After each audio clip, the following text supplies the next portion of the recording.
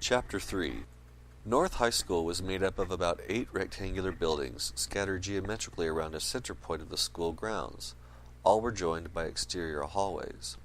The day was warmer now than earlier on, and it wore Jason, Shawnie, Bryant, and Karen down quickly.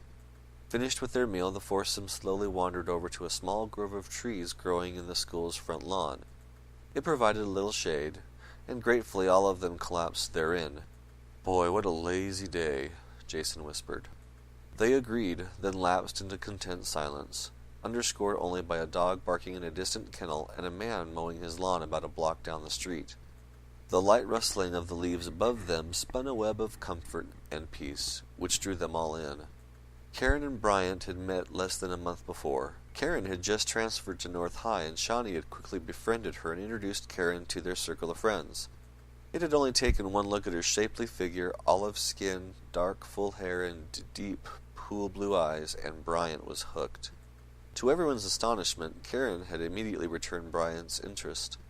This was only amazing to those that had always viewed Bryant as everyone's little brother, not to be ignored, but quiet enough to disappear in a crowded room without any difficulty.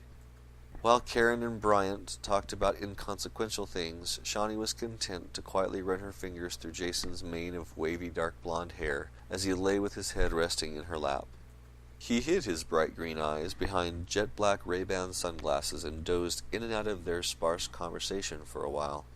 The trees were about 50 yards from the students' parking lot, and with lunch hour beginning to wind down, many kids were coming and going. "Did you hear? Mike is already planning his move," Shawnie announced suddenly. Jason merely groaned in acknowledgement and shook his head slightly in response. "Who?" Karen asked. "The theater teacher. I guess he got offered some fancy directorship, so he's taking a year off to see if he can make a go of it," Bryant explained. "It's sure going to be a bummer having him gone. Wonder who we'll get to direct the theater department next year. It'd suck if we got stuck with someone lame after he's gone." Glancing between Shawnie and Jason, who seemed to have lapsed to nothing more than sighing under his girlfriend's caresses, Karen asked, "Where?" "He didn't say. I think it's a condition of his sabbatical," came Shawnie's reply.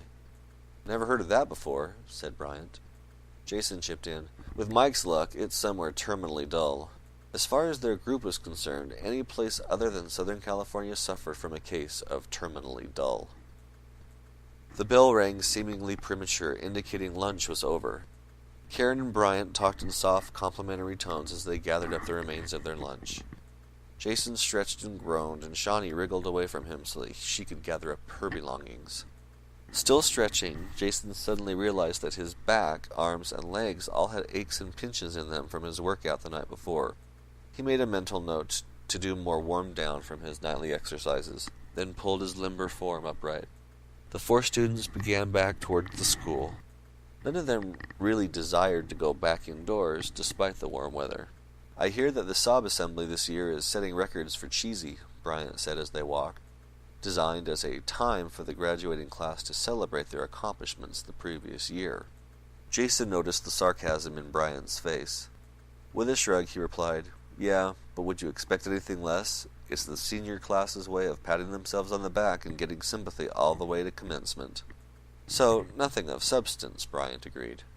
The guys held the west double doors open so the girls could enter past them. Jason winked at Bryant as they walked in behind the girls, and Bryant nodded back. Slipping in behind Shawnie, Jason asked, "We still going tonight?" The hallway that spanned the east side of the administration building made a right-hand turn and became Junior Hall, where all of the junior student lockers were.